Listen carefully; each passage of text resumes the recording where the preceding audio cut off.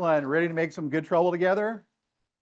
All right. Well, dear comrades, Indivisible, Reverend King, just wonderful comrades in solidarity. I mean, yesterday was such an inspiring event, and I just wanted to share with you that I was sitting behind the free book table, and we were just so blessed because we had these great community organizations, including Friends of the Library, my publisher Beacon Press, and others who donated books for free.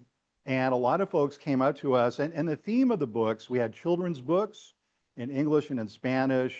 We had adult books, good adult books, the good kind of history books, right? I realized when I say that phrase, as soon as I said the phrase, I'm like, whoops, But the theme of those books, written by scholars of color, people of color, freedom struggle books, the Black freedom struggle, Latin American freedom struggles, my dear friend and colleague Roxanne Dunbar Ortiz's book, Indigenous Peoples' History of the United States.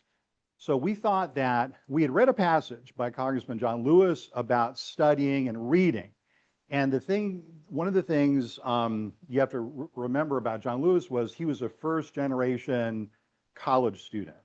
In fact, in many ways, he was a first generation student, period, of high school graduate.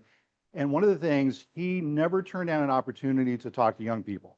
And many of you know about the famous tours that he would give to Selma, Alabama, to walk children across the Edmund Pettus Bridge, but he also extended that to his incoming freshman congresspeople, because he realized as he, the thing they tell you, so I'm a professor at Cornell, I teach labor history, and if you're a teacher or a professor, you know that the older you get, the younger your students become, right? And John Lewis realized when he said, I'm always taking I take kids, high school kids, middle school kids across that momentous bridge, Edmund Pettus Bridge, every year, sometimes, 15 or 20 times or more. But now at a certain point, he realized that people were coming into Congress not knowing about the Selma to Montgomery march, not knowing about the Montgomery bus boycott, not knowing about the Student Nonviolent Coordinating Committee. So Congressman Lewis started a program where each incoming freshman class of Congress people, he would actually take them, put them on a bus, and take them down to southern Alabama to go across that bridge. And so that was part of the idea behind the free book giveaway, is that he wanted us to study. One of the things that he learned from Dr. Martin, really John Lewis's first icon, he tells us that he first heard Dr. King on the radio just shortly before the Montgomery bus boycott started. And one of the things that Dr. King was fond of saying, Dr. King had a strong connection to the Highlander Folk School, to the Citizenship School on the Sea Islands. And what he taught John Lewis's generation was that education without social action is kind of weak. But the obverse is true. Social action without education is kind of weak. You need both. You need action. So what I want to do tonight is, and I'm a sweater, by the way, so notice I'm kind of sweating a little bit. So don't worry, though. That's me. That's kind of one of my characteristics. What I want to do is kind of a three-part thing. So I was asked to do kind of an overview of John Lewis. So that'll be kind of like a teach-in part. But then we're going to transition, we're going to do two other parts that are going to become progressively more participatory. I just want to warn you. So the second part is we're going to get it really into the meat of that March on Washington speech. And I'm going to ask those of you who have brought your paper or your email or your cell phone copies to be ready to read some passages for us, because we're going to chat about those. We're going to talk about where those passages came from. The thing I want to share with you about that speech at the outset is twofold. One is, when John Lewis made that speech on the March on Washington, how old was he? He was 23 years old, okay? When John Lewis joined the Student Nonviolent Coordinating Committee, which was the driver, really, of the March on Washington, how old was he then? He was 20 years old. Thing about that is because a lot of you have talked to me, have emailed me or called me or approached me and said, We want to learn from SNCC. What was it about the speech? What was it about John Lewis? What was it about the Student Nonviolent Coordinating Committee that scared the hell out of church? Sorry, scared the heck out of the establishment? What was it about SNCC that terrified President John F. Kennedy and pushed him further than he had planned to go in terms of moving towards the Civil Rights Act? All of these there were 6 major civil rights organizations that participated in the March on Washington. And I would be remiss to forget the role that Black working class comrades played in the March on Washington. And I'm going to do, Jeffrey, I'm actually going to put together a bibliography to just give to the organization. You can put it online to give you kind of a schematic of how they organized the march, SNCC, CORE, the different organizations. The people that got people on the bus that made it possible for 225 to 250,000 people to be in the March on Washington were African-American trade unionists. Those were the rank and file organizers from unions like A. Philip Randolph's Brotherhood of Sleeping Car Porters, but also District 65 in New York City, also the United Federation of Teachers. A lot of Jewish socialists participated in the March on Washington, trade unionists from the Lower East Side. And so I wanted to give you a feel of the kind of the rank and file efforts behind the March on Washington.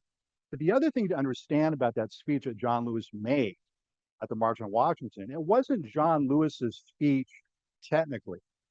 That speech was collectively written by women and men, not just John Lewis, but by the Student Nonviolent Coordinating Committee. And I want to share with you tonight in the teach-in part what the Student Nonviolent Coordinating Committee was. First of all, I want to do a little shorthand thing to tell you when I talk about the Student Nonviolent Coordinating Committee, I'm going to say SNCC. That's how when they would talk about themselves, they'd say we're SNCC, okay? And you had to learn like what SNCC meant, SCLC. I mean, you don't have to learn all that, but just keep SNCC in mind. That speech that John Lewis delivered, the final version that we've heard, but also the version that was slightly modified and censored a little bit, but everyone knew the censored version, by the way, because another one of John Lewis's dear friends in SNCC, who here has heard of Julian Bond? Okay, most of it. Julian Bond was usually, he's the kind of person you'd say he's the smartest person in the room, right? So Julian Bond made sure that there were not only hundreds, but thousands of mimeographed copies of the original version of that speech before Cardinal Boyle got to it, before Dr. King got to it, before A. Philip Randolph, and changed it around a little bit. I would argue that they didn't really water down the speech, because in my mind, as a historian, and I work on the period from roughly the 1600s in the Americas to the present, the speech that John Lewis did make is one of the greatest speeches in the history of this hemisphere. I've listened to Spanish speeches, I've listened to French language, and that speech is so incredibly powerful. And again, it's rooted, though, in John Lewis's experience growing up as a poor sharecropper. And the thing to remember about the civil rights movement is most of the people who were the rank and file organizers of the movement were poor people. And they went to, and if they weren't poor people, and this is the thing I think that Indivisible can really be thinking about as we think about how we're going to cause good trouble now, if they weren't poor themselves, they went to the poorest parts of the nation to try to get a freedom struggle going, or to join a freedom struggle. I mean, case study number one was Montgomery, Alabama.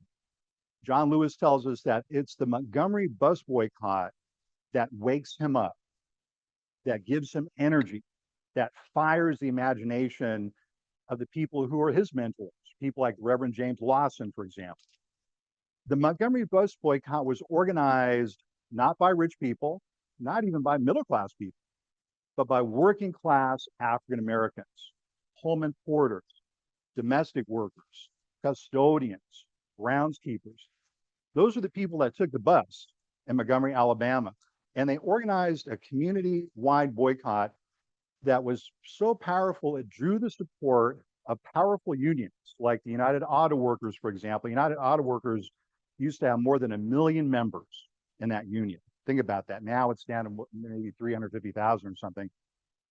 But the Montgomery bus boycott became such a powerful movement, and it was because an entire city, an entire community said no, organized a boycott against segregated transportation. It was led by primarily Black working class women. That's who Rosa Parks was. And the insults that African American women had to take each and every day, the abuse that they had to take by white male bus drivers is so horrific. I would hate to even talk about examples, but just one example, the segregation laws gave white male bus drivers police power over their riderships. That is, they weren't technically police, but the white male bus driver had the power to enforce the law. In this case, the segregation law. And Black women were the ones that caught the most horrific types of abuses. And these are some of the things that power that boycott. But the fact it was led by working class people again was the thing that inspired John Lewis. And it didn't just inspire John Lewis, it inspired the whole world.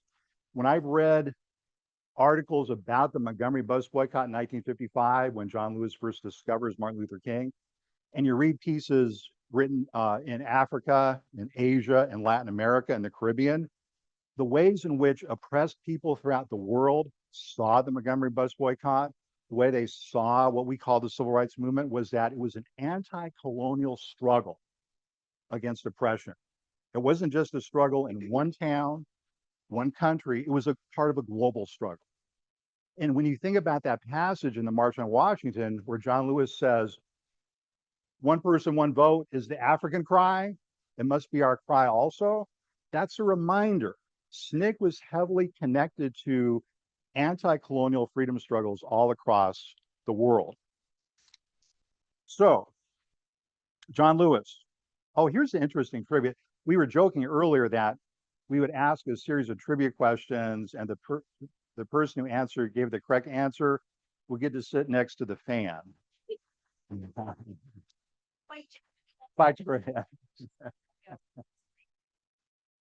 But let me read a quote, and I'm going to ask you, you've all heard this quote. This quote frames our entire Indivisible's entire week of action.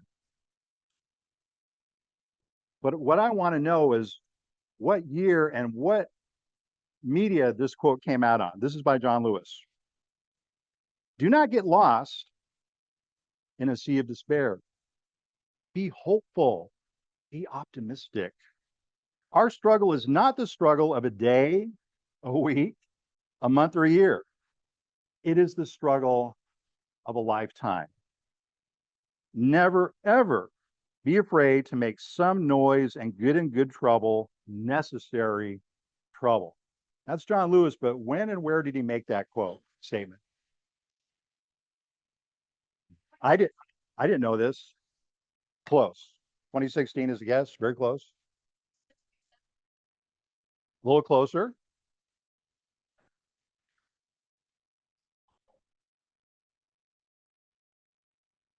All y'all close. 2018 on Twitter. Yeah. This is a good example about how we get older. We say, hey, we don't want to mess with technology, but John Lewis was doing it, right? Okay.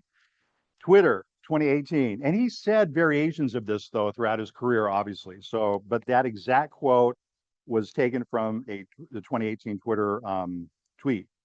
So Congressman John Lewis, John Robert Lewis, as he reminded people, born February 21st, 1940, near Troy, Alabama, passed July 17th, 2020. Again, he first heard the Reverend Dr. Martin Luther King on the radio on the eve of the historic Montgomery bus boycott. So Sheila, who almost all you know, and I met Congressman Lewis actually in 2008. It was the summer of 2008, and we met him in the place he loved, I think above almost every other place in the world, in the Mississippi Delta. And what it was is, as a professor, I had been taking my students to the Mississippi Delta to interview veterans of the civil rights movement for many years. And the reason I would take them to the Delta is I wanted to introduce them to like heroes, like real life heroes, not the people you read about in books. Most of the people that my students interviewed, they never heard of before, and most of them I'd never heard of before. And they worked with people like John Lewis. They worked with people like Fannie Lou Hamer. They were people like Lawrence Guyot, who co-founded the Mississippi Freedom Democratic Party. Those are the people I wanted my students to be in contact with. Because it's one thing for me to sit up here and give a lecture, but when I can get my students in front of like a person who's been part of a movement, that's really cool. So anyway, one evening, we were there in 2008. We were in this big auditorium. It was the Head Start auditorium. And Head Start is a really important part of SNCC's legacy, by the way. And so we're in this big auditorium. There's a lot of children, a lot of middle school kids, a lot of excitement. I was there. We had 2 tables of University of Florida students. I was teaching at the University of Florida at the time. I think we had about 16 or 18 students. And it was really noisy. They had asked us to say a few words about our oral histories that we're going to be doing with civil rights movement veterans. And all of a sudden, out of nowhere, in walks who? John Lewis. And you could have heard a pin drop. I mean, the room went from being really boisterous and noisy to all of a sudden it's like, Congressman Lewis is here. Oh my gosh, it was just so incredible. And I remember a speaker handing John Lewis a microphone because it was so boisterous and loud and big and everything like that. And he just kind of looked kindly at the individual and said, I won't be needing that. And he did not need a microphone. And he was campaigning. He was, I'll say, barnstorming. Remember that old phrase? He was barnstorming for Senator Barack Obama. And his mission was he was going all through the Southland, through the Delta, through places he had worked, Southwest Georgia, Troy, Alabama, Selma. And when he found out that we were from Florida, he walked up right to my students and said, you have a special mission. Florida is right on the line. We don't know if it's blue or red or purple or whatever, but your mission, young people, and to remember that I was your age when I got involved in politics. And I remember he said, you've probably been told that you don't start making history until you go to work, until you get tenure, until you get security. He said, most of us in the Student Nonviolent Coordinating Committee were teenagers. He said, now's the time for you to make some history, and you need to go back to your homes in Florida and get people registered to vote. That's your mission. And you want to believe we took it seriously. I was like, yes, Congressman Lewis, I'll do that. I'll happily do that. But he had a special love. I mean, the fact that he showed up in Indianola, Mississippi, in the heart of the Mississippi Delta, was not an accident. If you didn't know about his history, you think it may be an accident. But when he begins the speech, in fact, does anyone have, this is where I start getting a little participatory. Who has a copy of the speech? Read us the opening of that line in either version. We work for jobs and freedom, but we have nothing to be proud of. For hundreds and thousands of our brothers are not here. For they are receiving starvation wages or no wages at all. While we stand here, there are sharecroppers in the Delta and Mississippi who are out in the fields working for less than $3 a day, $4 a day. While we stand here, there are students in jail and trumped up charges. Our brother James Farmer, along with many others, is also in jail. Thank you. That passage, the opening, is how we create the good trouble today. What John Lewis did right away is make people feel a little uncomfortable. He's taking them away from their comfortable, maybe suburban, maybe urban lifestyles and saying, I'm going to take you to where SNCC works. We work with the poorest of the poor. We work with sharecroppers. We work with tenant farmers. We work with landless farm workers. That's who our main comrades are. He doesn't start with Montgomery. He doesn't start with New York City. He doesn't start with Florida. He takes us right to the poorest yet richest region in the entire United States of America. What I mean by that is that and the reason I would take my students to the Delta every year is I wanted them to see, especially the environmental students, okay, incredibly rich farmland, the richest farmland in the world, but a food desert in 1962 and a food desert in 2025. Individuals and corporations own millions of acres in the Mississippi Delta today, and there's people that have to go to convenience stores to get vegetables or fruits, okay? That's how it was when SNCC was working with these communities. And people who are the hardest working people you've ever met in your life, also the poorest people. And John Lewis wants us to understand those contradictions, okay? He tells us when he was reading the Bible, he said, I was reading Marx. Okay, he was not, I wouldn't call John Lewis a Marxist, but he's a person who wanted us to understand the economic contradictions and economic oppression. He opens his speech in that way.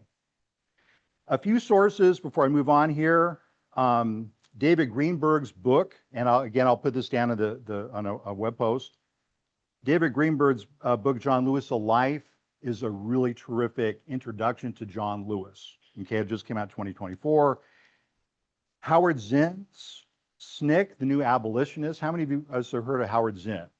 Okay. How many of you knew that Howard Zinn was on the original board of advisors for the Student Nonviolent Coordinating Committee? Okay. So Howard was the chair of, I think, the 3-person history department at Spelman College, like in the early 60s, with another individual by the name of Stoughton Lind. And Howard had been a World War II combat veteran. He'd been a union organizer. He wanted to become a historian, okay? And so he ends up teaching in a school for African-American women. And so he didn't push them to get involved in the movement in Atlanta. They pulled him into the movement. And Howard was always very honest and very humble. And he says, I didn't really want to get involved in it, but they kept asking me. They wanted me to accompany them when they would do actions. One of the first actions that the Black college women at Spelman did in the early 60s was to go to the Atlanta Library, segregated, and quietly but assertively demand the right to check out books in the Atlanta Public Library. How revolutionary is that? Back then, it's revolutionary, without a doubt, okay? And so Howard got pulled into this, and so he becomes a trusted advisor to the youth. Oh, the most important thing was he got fired by Spelman. Okay, so if you're an older person and you get fired by the man, okay, then younger people trust you. And so we have the we have the testimony of people like my dear colleague from the University of Florida, Gwendolyn Zohar Simmons, who actually was in a classroom with and also Alice Walker and other people as well.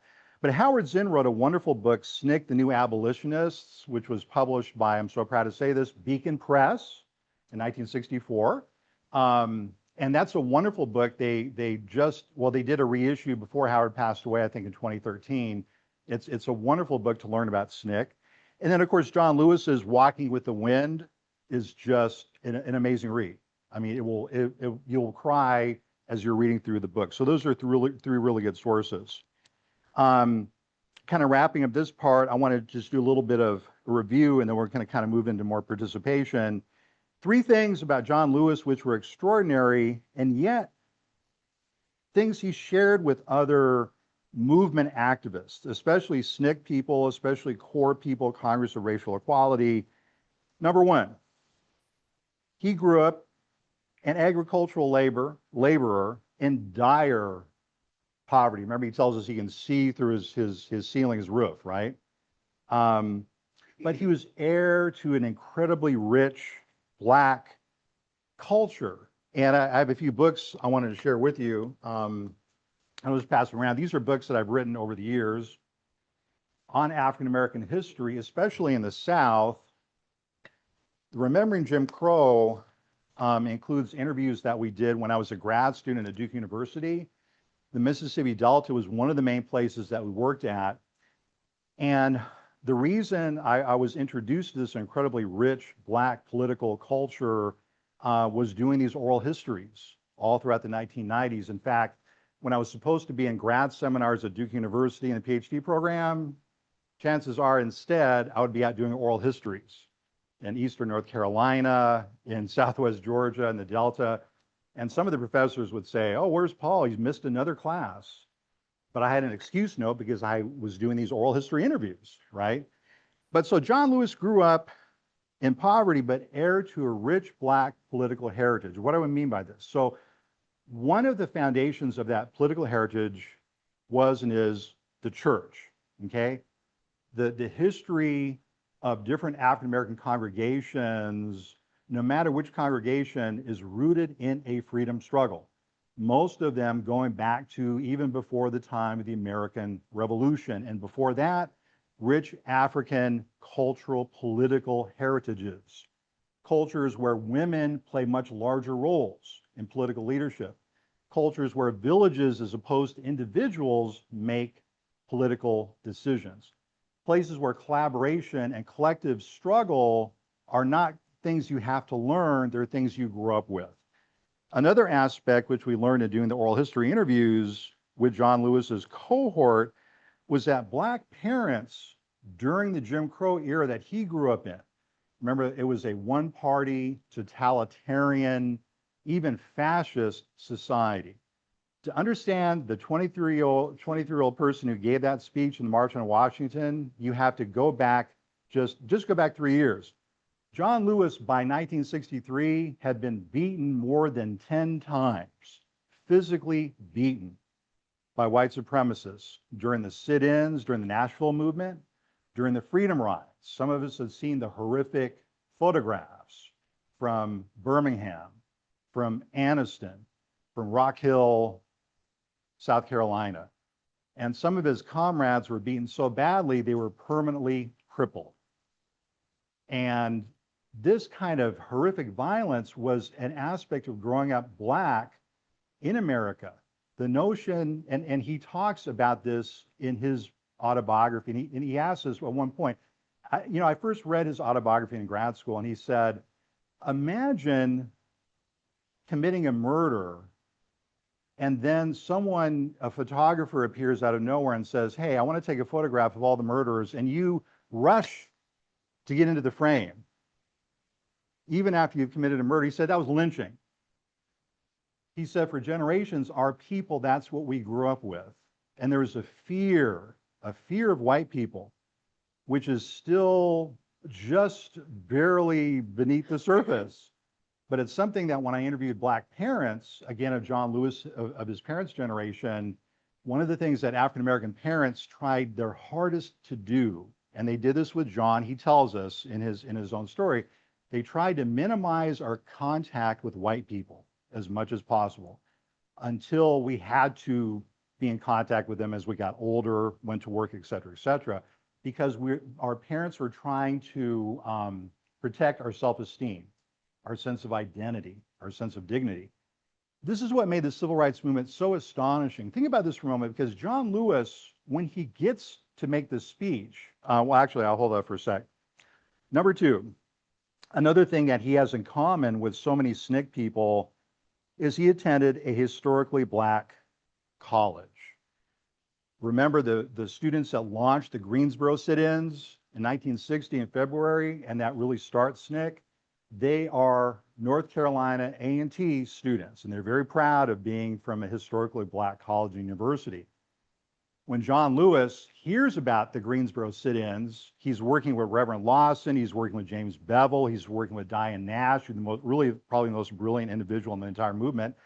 And the Nashville student movement, as they called it, were upset because they said, hey, we've been planning sit-ins for a long time, but the Greensboro students beat us to it. And then there's this incredible wave. This is one of the great movement waves in American history, by the way, of sit-ins, lunch counter sit-ins. And to us now, I mean, some of us here, I dare say, may have never eaten at a lunch counter.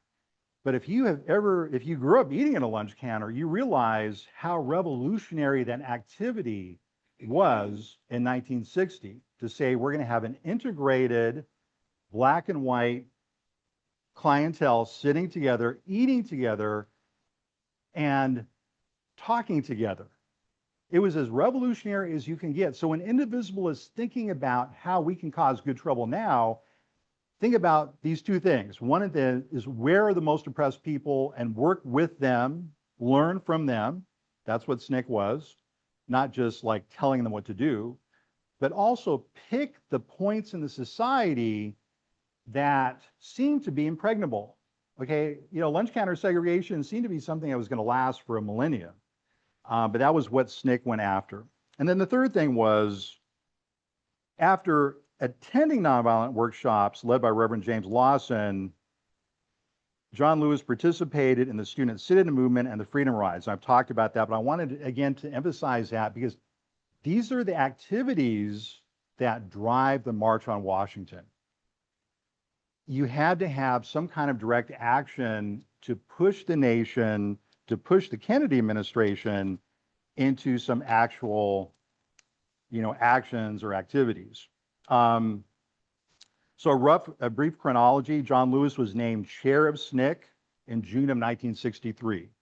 That was in the wake of the Freedom Rides, but it was just 2 months before the March on Washington. The Birmingham movement was ongoing as the March on Washington was being organized. The Birmingham movement was where Dr. King was heavily involved. Children marched, the police dogs, the fire hoses. Those are some of the first images that many Americans saw on the TV to tell them that something remarkable was happening in their society. But this was 2 months before the March on Washington, and the Birmingham movement helps drive the march. In other words, what I want to get us to understand is, it isn't just people just start, have this big March on Washington. It's that there's a grassroots social movement, and organizations that seem local, like SNCC, like SCLC, which starts really in Montgomery, are working nationally together. That's the secret behind the student lunch counter sit-ins. They start in Greensboro, but within 2 or 3 weeks, there's 60 of them, and then 120 of them. So what that tells us, and I don't have time to get into this, is the social movement scholars now are drilling down, and we're realizing there's networks here. This is kind of like what Indivisible is trying to do, right? In terms of, we have local struggles, but we've got to get things going nationally. Our comrades in LA are under full assault right now. So how can we work with them and get them aid when they need aid, instead of just saying, oh, gosh, glad I'm not in Los Angeles. Glad I'm in progressive Ithaca, right? But that's not the thinking that got the modern civil rights movement going. The modern civil rights movement is an injury to one is an injury to all. We shall overcome. Not Ithaca shall overcome. We shall overcome. Not blue state, red state, but we're all in this together. Yes.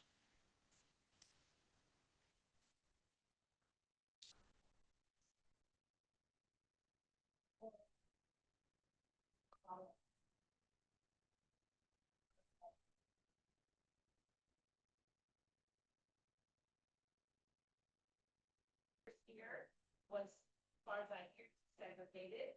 Although there were other things like people worked in restaurants downtown, as people of color who couldn't there. Yeah. Work there.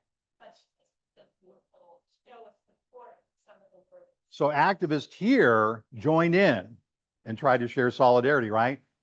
That's a beautiful story. And also there were students here, by the way, that participated in the Freedom Rides. There was a 22-year-old college student here that participated. I can't remember his name. So there's a lot of these types of stories. Let's move to do a little more reading and then talk. And then I want to see if folks have questions. Who has the speech?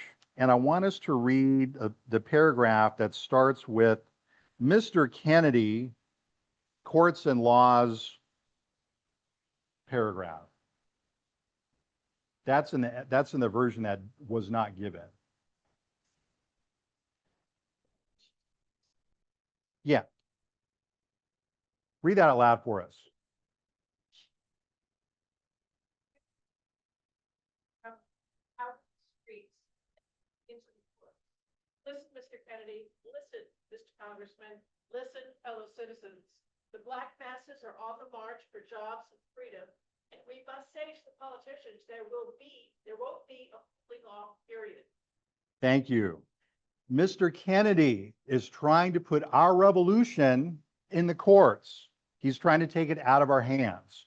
This is another thing for Indivisible to think about. John Lewis and SNCC and Reverend Lawson and Reverend King, they felt laws were important, yes, but for them, when they said words like love, the beloved community, soul force.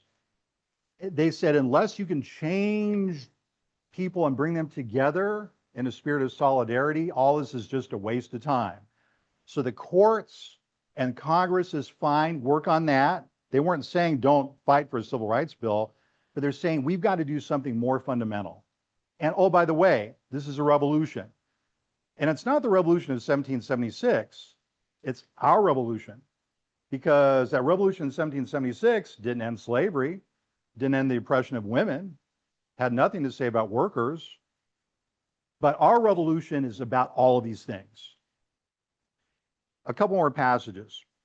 There's a passage, people have been forced to leave their homes. Can anyone pull that up? It's a little later in the, people have been forced to leave their homes. Okay. People have been forced to leave their homes because they dared to exercise their right to register to vote. What is there in this bill to ensure the equality of a maid who earns $5 a week in the home of a family whose income is $100,000 a year? Section. Economic inequality. There's so many things in the Black freedom struggle and the civil rights movement, and having the chance to be around civil rights movement veterans, they talk, if you had the chance to be around John Lewis before he passed away, or Julian Bond, or Bob Moses, or Diane Nash is still with us, but when you're around those civil rights movement veterans that created this collective speech, the thing they want to talk about is not what they accomplished, not what they did, which is historic, able to, core of what they were not able to do is to deal successfully with economic inequality. They made a lot of positive changes, like Head Start, pretty big deal, right? That's thank you, Black freedom struggle, thank you, SNCC, okay? A lot of things like job, programs, job training programs, FEPC, the Fair Employment Practices Commission, didn't quite get that. And obviously a lot of things are being rolled back now, but think about that imagery that John Lewis uses.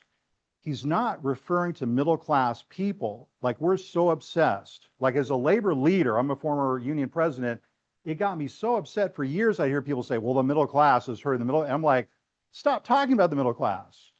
What about working class people? And now the phrase working class is really come back into its own because of income inequality, right? Because so many people are on the bottom of the income scale.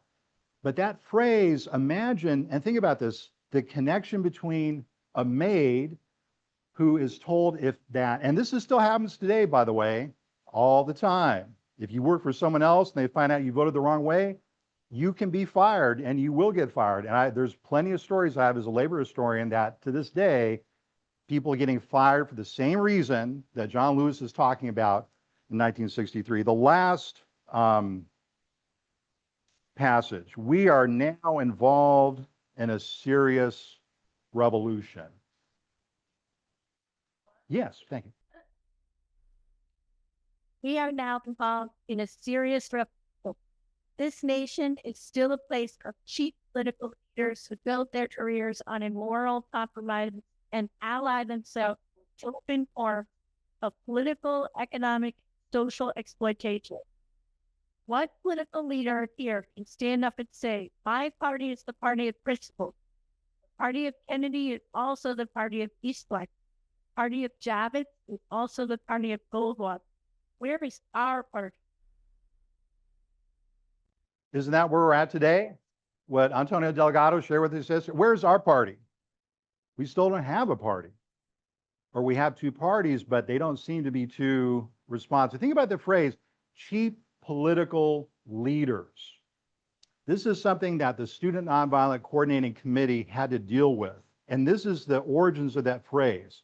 Think about John Lewis as a 21-year-old young man getting on a bus in Nashville, Tennessee, planning to, with an integrated bus with black and white, younger and older, black and white, middle-aged, older people, okay? One of the people, James Farmer, who had participated in the first freedom rides right after World War II. And he gets on the bus, and the whole idea in taking a Greyhound or Trailways bus from Nashville to Birmingham, Alabama over to Jackson, Mississippi, is that, right after World War II, the Supreme Court outlawed segregated buses on interstate lines. Okay, you can still have segregation within a town or even within a state, but you are no longer allowed to have a segregated common carrier that went across state lines for over a decade and a half. And so what John Lewis and his fellow SNCC activists are doing in 61 is simply, they're obeying the law in trying to ride an integrated bus, and they're beaten within inches of their lives. And so you can imagine how John Lewis feels about these cheap political leaders. They have taped discussions between Governor Pattison in Alabama and Robert F. Kennedy. You remember the real Robert F. Kennedy, right? When he was Attorney General.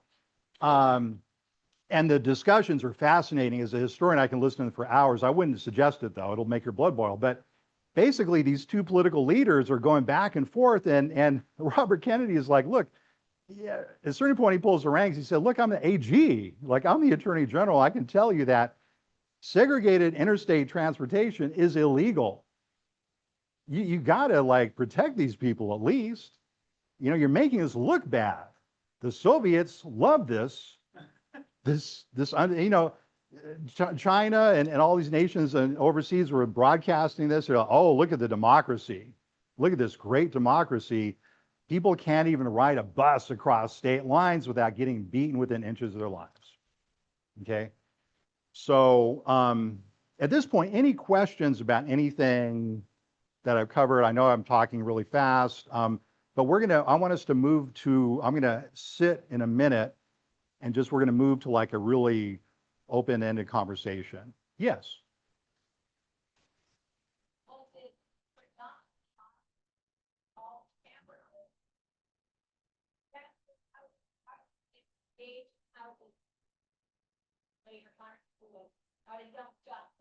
It's a great question. Yeah. So how did John Lewis get involved, and where did SNCC come from? Where are the chapters at? So the short answer is it's complicated. My students love that answer. So SNCC evolves. Okay, it starts with the sit-ins. So it's really initially based in college campuses.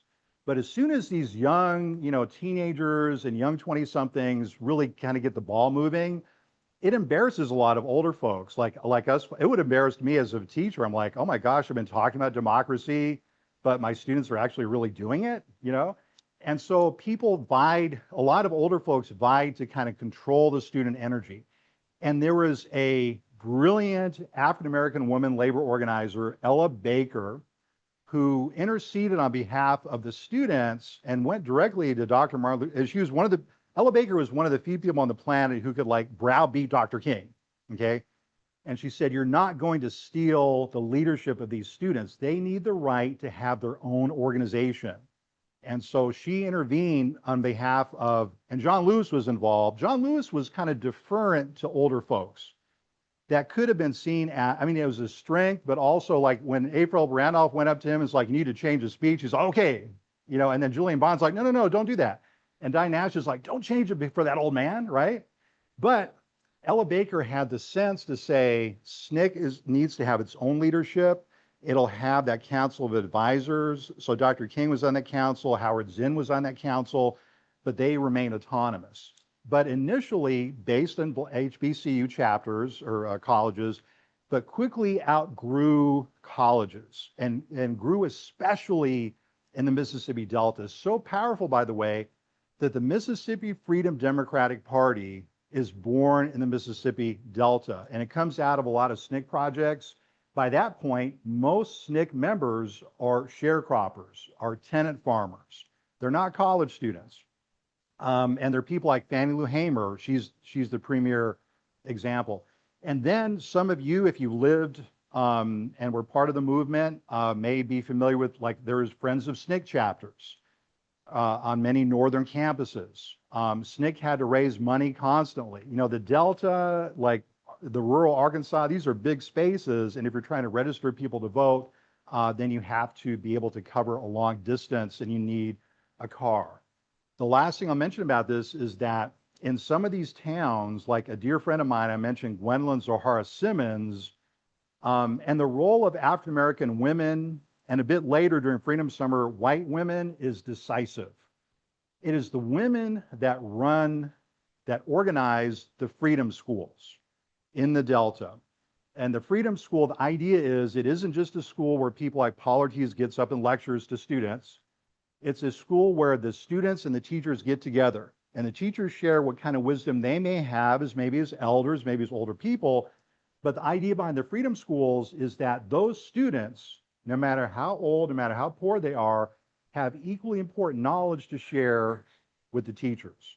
That's reciprocity, right? That's mutual learning. Paulo Freire was working on the same thing in Latin America, right? And so the Freedom Schools, though, were that force behind the movement. And again, a SNCC-generated activity. And by that time, 64, 65, again, SNCC is a much broader kind of based organization. I mean, when I did oral histories in the mid-90s in the Delta, I interviewed a lot of people who were still consider themselves SNCC, activists 3 decades later. Yeah. Any other questions? Yeah. Oh.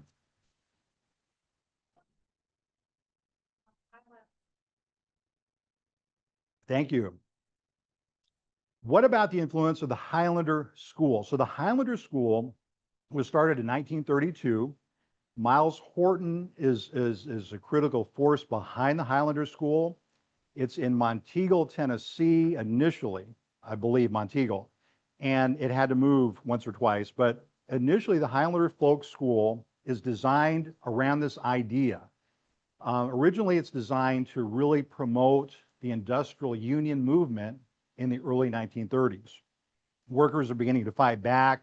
Some of you read labor history, have read about the San Francisco General Strike, the Toledo General Strike, other mass movements. So Miles Horton was heavily concerned, again, with issues of culture, leadership, and power. How are we going to keep this industrial union movement going? He saw it at the time as the most promising engine of American democracy, something that could vie with the powers that be, vie with Henry Ford's, vie with the Rockefellers, and have equal power for working class people. By the 50s, as Miles Horton, again, he's a very smart person, he understands where the new movement energy is coming from. And so people like Septima Clark from the South Carolina Sea Islands, people are the Montgomery bus boycott, and Miles Horton begins to kind of retool Highlander and really emphasize these issues of beloved community, of people being together, of there being an integrated space in the South for Black and white people to come together and learn. But not just learn, finish every class with a concrete project. And that's why he loved people like James Lawson, spent time at Highlander, because Reverend Lawson in Nashville was like, all this stuff about soul force and beloved community is great, but unless it manifests itself in action, what does it really mean? So Highlander becomes a place that Dr. King loves. Dr. King actually, I love in the David Greenberg book, he talks about Dr. King saw Highlander almost as like a vacation resort, for movement people. You could go there and hang out. You didn't have to worry about, people attacking you because you were, two people from different races are talking together. But the Highlander is very important. It becomes a place where the citizenship school model, by the way, is fine-tuned. And Septima Clark is a person she sees, if you don't know Septima Clark, I think Diane Nash, Septima Clark, Rosa Parks, Myrlie Evers, if you took them away, you wouldn't have a modern civil rights movement. They were pivotal. But it was Septima Clark from South Carolina who was one of the first people, and I didn't know this until I read the Greenberg biography, she's one of the first people who sees this promise in the young John Lewis. She's like, this is a special young man. He's not like the others in these classes who, if you throw out a question, what is democracy? They get up and they'll give you their answer, and they always raise it. And he won't talk unless he's very sure about what he wants to say, and he's very respectful. He never talks over other people, too. That's the thing that people noticed, a quality of John Lewis. Other questions? Yes. One of the things that I'm aware of for SNCC, the early days, and I'm talking now of the 60s, and late 50s is that the NAACP was very opposed. The older people wanted to go slow. Yeah. They did not want to do anything. They wanted to go to the courts, use the law, the long-term thing. The young people said, no, we don't have time for that. And I think that was the big pressure on it. That was the big pressure in Vietnam, where everybody went against their parents, Yep. being a parent. And now it's the same thing. It is the question of people that are ready to move, not that want to wait for the next election. No. Thank you. Yeah, I mean, and SNCC always emphasized voter registration, but they were not the wait till the next election people, right? And they, you know, and the NAACP, in my book, Emancipation from Trade, I talked about an earlier version of the NAACP from like the 1910s and 20s that looks a lot like SNCC in the 1960s, because the early NAACP with Dr. Du Bois and them, it's very active, right? But by the 50, you're right, by the post-World War II period, and remember, the federal government is giving a lot of promises. This is what John Lewis is talking about in his speech. He's saying the Kennedy administration, the subtext here is the Kennedys are going to say this to you, they're going to do this. And remember, he had that experience on the Freedom Rides, because Robert F. Kennedy would be telling Diane Nash, okay, well, we talked to Governor Pattison in Alabama, you guys are going to have an escort of state troopers as you cross the Alabama-Mississippi line, you're going to be safe. Well, guess what happened? Didn't always work out that way. And so, but Roy Wilkins in NAACP, and yeah, SNCC drives him nuts. He doesn't like the overall thing. I mean, the other thing that SNCC did is they tried to identify with working class people. And so if you see them, you see these young college students wearing overalls. Roy Wilkins hated that. He's like, we didn't send you children. That's how he referred to SNCC. We didn't send you children to school to dress like farm workers. That just the way they dressed outraged him. But I would argue, as a movement historian, at that moment, we needed all that energy. We needed all those 6 organizations at the March on Washington to really make things happen. Just like now, we need the labor movement. We need LGBT organizations. We need trans organizations. We need the Black church. You know, we even need Cornell University, my gosh. It's an all of the above moment. It's a crisis moment. When John Lewis went to that podium in 1963, it was a crisis moment. I mean, now you can read a book about the March on Washington, good for us. But if you were John Lewis, you were terrified. And when he said, hundreds of thousands of our brothers cannot be with us because they're just so poor, they can't even afford a ticket. Damn. And that's the moment we live in now.